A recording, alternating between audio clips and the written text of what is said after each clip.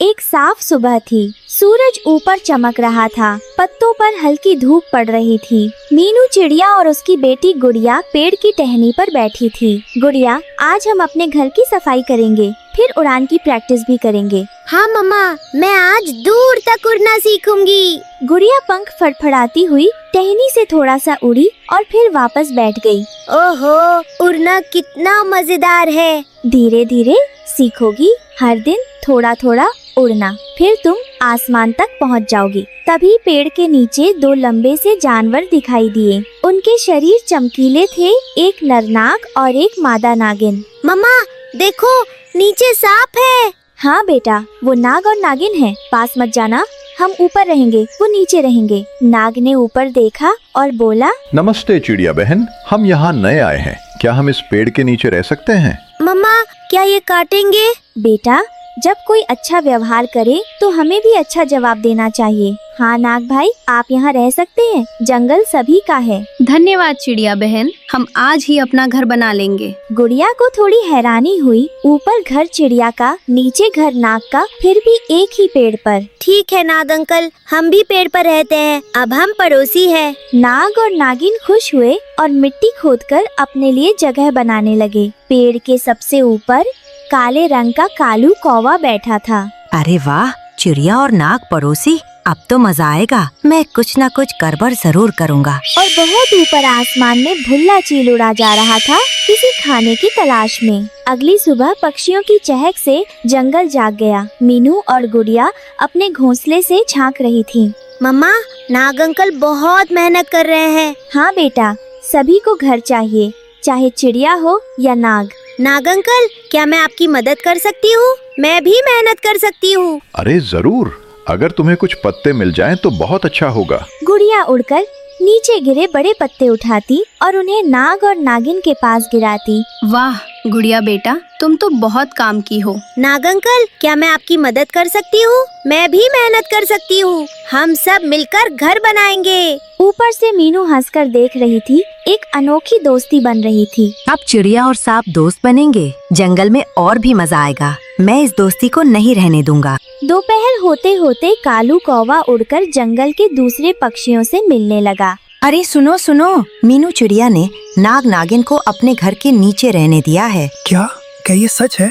हाँ, अब जंगल में सांप दोस्तों की तरह रहेंगे। सोचो जरा, कल को वो हम सबको काट भी सकते हैं। अरे नहीं, अगर सांप आए तो हम कहाँ जाएंगे? पक्षी परेशान होने लगे क्योंकि कालू कौवा ने डर फैला दिया था। उधर ऊपर घोंसले में गुड़िया और रानू खुश होकर अपना खाना चुन रही थी। मम्मा, क्या हम शाम को नाग अंकल को खाने के लिए बीज दे सकते हैं? हाँ क्यों नहीं, दोस्ती में बांटना जरूरी होता है। नीचे नाग नागिन चुपचाप काम करते रहे। उन्हें नहीं पता था कि जंगल में उनके बारे में बातें हो रही हैं। सूरज ढलने लगा, जंगल में हल्की हवा बहने लगी। मीनू चिड़िया गुड़िया को घोंसले में आराम करने के लिए कहती है, गुड़िया आज के लिए उड़ना काफी है, अब थोड़ी देर सो जाओ। ठीक है मम्मा, बहुत मजा आया आज। गुड़िया अपनी पंख फैलाकर आराम से बैठ गई। आज मुझे खाने को कुछ नहीं मिला। उसकी नजर सीधे गुड़िया पर जाकर रुकी। ये छोटी चिड़िया तो बहुत स्वादिष्ट लग रही है, अगर ये मुझे मिल जाए तो मेरा पेट भर जाएगा। भुल्ला चील धीरे धीरे मीनू चिड़िया के पेड़ के पास आने लगा। उसके पंखों की हवा डालों को हिलाने लगी। गुड़िया जागो, कोई बड़ा पक्षी आ रहा है। गुड़िया आंखें खोलती है और आसमान में देखती है, एक विशाल चील उसकी तरफ झपटता हुआ। भुल्ला चील तेजी से नीचे आया। उसके पंखों की आवाज जंगल में फट फट फट करती गूंजने लगी। छोटी चिड़िया, तू तो मुझे मिल ही गई। मेरी बेटी को मत छूना चील, ये तुम्हारा खाना नहीं है। मीनू चिड़िया पूरी ताकत से चील की चोंच पर चोंच मारती है। थक थक, लेकिन भुल्ला चील बड़ा और ताकतवर था। दूर हट, मैं भूखा हूँ। चील गुड़िया को पकड़ने ही वाला था कि नीचे से एक मोटी आवाज गूंजी। रुको! नाग तेजी से पेड़ की जड़ से लिपटकर तने पर चढ़ने लगा। नागिन भी पीछे पीछे थी। इस पेड़ पर कोई बच्चा नहीं ले जाएगा। नाग ने ऊपर से चील की टांगों को पकड़ लिया। नागिन ने भी अपनी पूंछ से शाखा को थाम लिया। अरे अरे, ये क्या हो रहा है? नाग अंकल मुझे बचा रहे हैं। चील हड़बड़ा गया और अपने पंखों को फड़काते हुए इतनी जल्दी उड़ गया कि पत्ते हवा में उड़ उठे। धन्यवाद नाग भाई, अगर आप नहीं आते तुम मेरी गुड़िया आज। दोस्ती किस लिए होती है? जब जरूरत पड़े तो कोई साथ खड़ा मिले। चील के जाते ही पेड़ के ऊपर से काम काम की आवाज आई। अरे अरे, क्या हुआ? सब ठीक है? बुल्ला जी मुझे खाने आया था। और नाग नागिन ने हमें बचाया। क्या सांप ने माँ मदद की? हाँ, हम चाहे नीचे रहें और तुम ऊपर उड़ो, फिर भी हम एक पेड़ के परिवार हैं। कौवा अंदर ही अंदर असहज हुआ क्योंकि उसने डर फैलाया था, पर हुआ उल्टा, सबकी दोस्ती और मजबूत हो गई। डर फैलाने की जगह अगर तुम भी मदद करते तो और अच्छा लगता। शायद मुझसे गलती हुई। गुड़िया मुस्कुराई, छोटा सा दिल लेकिन बड़ी समझ। अब आप भी दोस्त बन जाओ ना। अगर सब मिलकर रहे तो जंगल और भी अच्छा लगेगा। मीनू, नाग, नागिन और यहाँ तक कि कौवा सबने एक दूसरे की ओर देखा और महसूस किया कि गुड़िया सही कह रही थी। लेकिन दोस्ती की कसौटी अभी बाकी थी। जंगल में आगे और भी मोड़ आने थे। शाम ढल रही थी। जंगल पर हल्का अंधेरा उतर आया। सूरज की आखिरी किरणों पेड़ों पर खेल रही थी। पेड़ के ऊपर मीनू और गुड़िया आराम कर रही थी। पेड़ के नीचे नाग और नागिन अपने बिल में बैठे मुस्कुरा रहे थे। मम्मा, आज तो बहुत अच्छा दिन था। हमने घर बनाए, पड़ोसी मिले और मैं बच भी गई। हाँ बेटा, किसने सोचा था कि एक दिन सौंप हमारे दोस्त बनेंगे। चिड़िया तो बड़ी बहादुर है, उन्होंने हम पर भरोसा किया। और गुड़िया, वो तो बिल्कुल हमारी बेटी जैसी लगती है। नीचे नाग नागिन भी बात कर रहे थे। पहली बार एक पेड़ की ऊपरी शाखा और जड़ें दो अलग परिवारों का घर बन गई, पर दिल एक थे। अगली सुबह पेड़ पर हल्की हवा चली और मीनू को एक समस्या दिखी।